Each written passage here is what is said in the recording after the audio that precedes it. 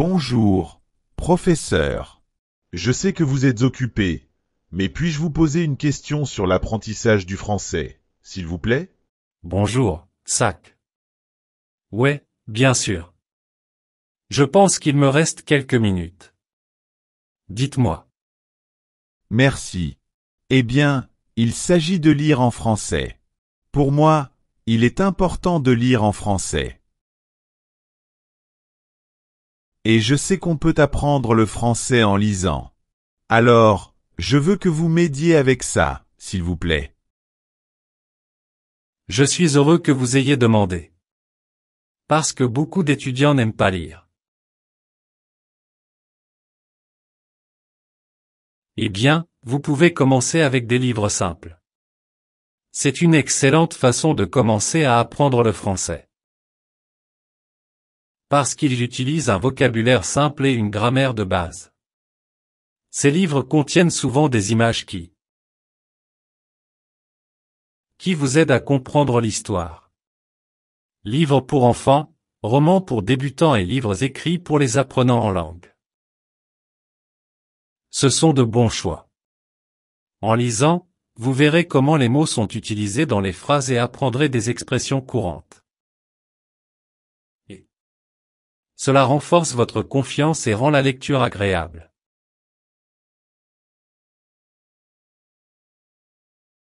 Au fil du temps, vous pourrez passer à des livres plus difficiles à mesure que votre compréhension s'améliore. Une autre chose que vous pouvez faire est d'utiliser des livres bilingues. Cela affiche le texte français à côté de votre langue maternelle. Les livres bilingues sont d'excellents outils car ils vous aident à comprendre le sens des mots français. Et des phrases en les comparant avec votre langue maternelle. Ces livres fournissent des traductions. Et des explications qui facilitent le suivi de l'histoire. En lisant les deux versions. Côte à côte, vous pourrez apprendre du nouveau vocabulaire et voir comment les idées s'expriment en français. Cette méthode vous aide également à mieux comprendre la grammaire française et la structure des phrases.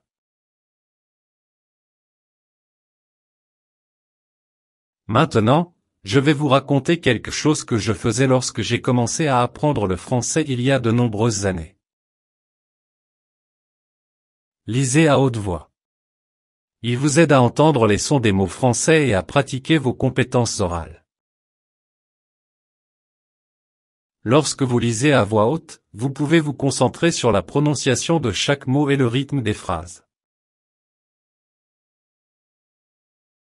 Cette pratique vous aide également à mieux mémoriser le vocabulaire car vous utilisez plusieurs sens.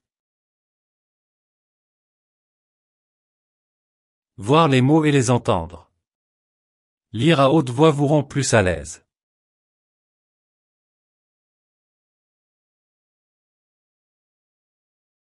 À l'aise avec le français et améliore votre confiance.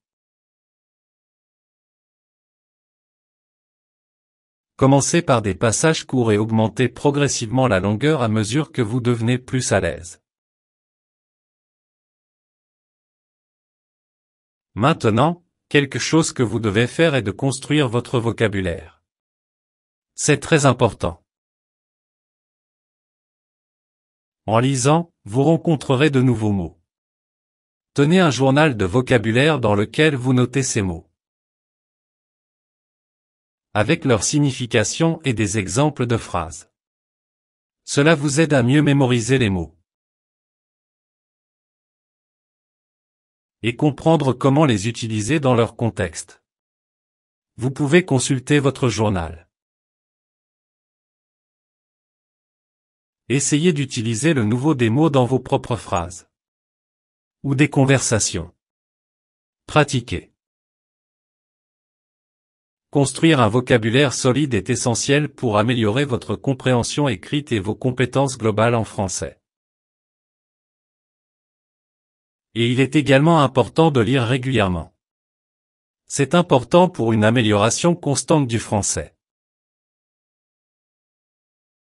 Prévoyez chaque jour une heure précise pour lire, même si ce n'est que pour quelques minutes.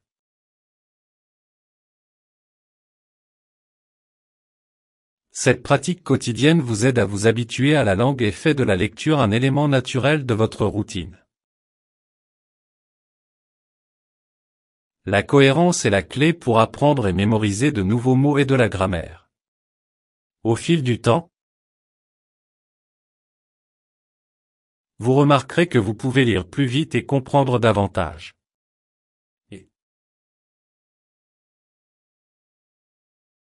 Une lecture régulière vous expose également à différents styles et sujets d'écriture, qui élargit vos connaissances. Et continue d'apprendre de manière intéressante. Au moins quelques minutes par jour, mais faites-le, s'il vous plaît. C'est une méthode qui vous aidera beaucoup, alors faites attention, s'il vous plaît. Sérieusement, faites attention. Entraînez-vous à survoler et à numériser. En avez-vous déjà entendu parler? Ne t'inquiète pas. Je vais vous l'expliquer. L'écrémage et la numérisation sont des techniques de lecture. Cette technique vous aide à localiser des informations spécifiques sans lire chaque mot. Le survol consiste à lire rapidement un texte pour avoir une idée générale du contenu.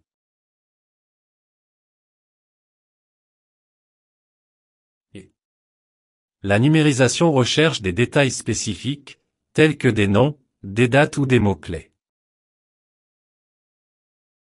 Ces techniques sont utiles lorsque vous avez besoin de trouver rapidement des informations, comme dans des articles ou du matériel d'étude. Pratiquer le survol et la numérisation améliore votre efficacité de lecture et vous aide à comprendre plus rapidement les points principaux d'un texte. Cette méthode m'a beaucoup aidé. Vous devez l'essayer. Et une autre chose qui m'a aidé non seulement à améliorer ma lecture, mais aussi mon expression orale, c'est discuter de ce que vous lisez. Discutez de ce que vous lisez avec des amis, des camarades de classe ou des professeurs. Aide à approfondir votre compréhension du texte. Parlez de l'histoire, des personnages ou des idées principales. Vous permet d'exprimer vos pensées et d'entendre différentes perspectives. Cela vous aide également à vous entraîner à parler. Et utiliser un nouveau vocabulaire dans la conversation. Vous pouvez rejoindre un club de lecture ou trouver.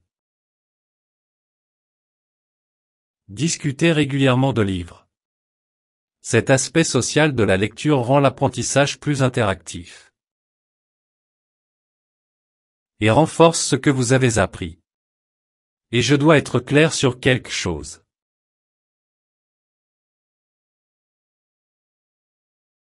Lire, ce n'est pas seulement lire des livres. Alors, lisez différents types de textes.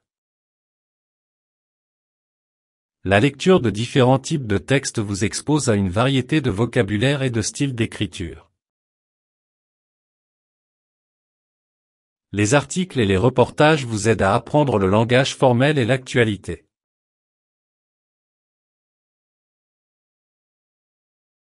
Les histoires et les romans vous initient au langage descriptif et aux techniques narratives.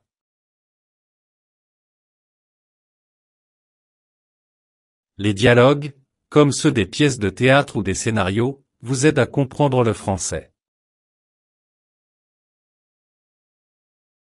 Cette variété enrichit votre expérience de lecture et vous prépare à comprendre le français dans différents contextes. Il rend également la lecture intéressante en proposant différentes formes de contenu.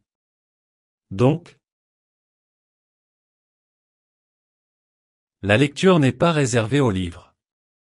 Vous pouvez lire tout ce que vous voulez. Articles, romans.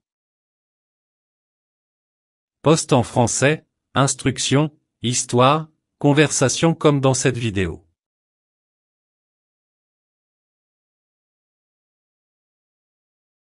Je dois partir maintenant. Qu'aimeriez-vous savoir d'autre sur l'apprentissage du français?